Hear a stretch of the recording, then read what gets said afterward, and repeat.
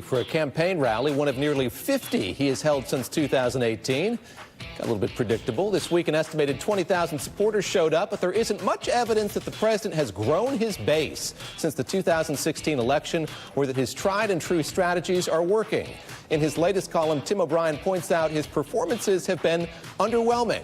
On Thursday night, he was back in his familiar favorite territory, a rally of political supporters at an arena in Cincinnati that really needed to offer much more than what we're accustomed to hearing from him at these gatherings. The president failed to deliver at that event, and at another one, decidedly different at the beginning of the week, a signing ceremony in the Rose Garden with 9/11 first responders. Tim, you do such a good job of linking these two events. They're linked by his self-servingness and his narcissism. But walk us through what we can take away from him this week in those two fora. You know, at the first responders event, he should have quite properly been focused on the grief and the needs of the first responders who the federal government was saying, we will finally make you whole in terms of your medical bills.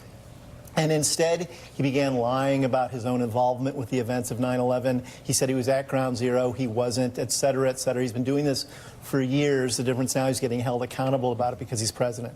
But it was this example of him not being empathetic and not being able to get out of his own narcissism and self-referential mode in order to meet the needs of the people in front of him.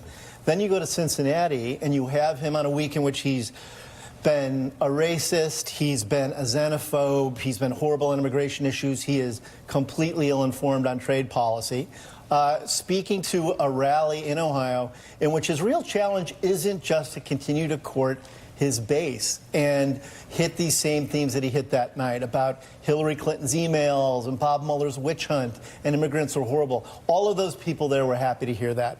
The issue is he needs to turn these swing states. The circumstances that led to his election in 2016 may not be as potent in 2020.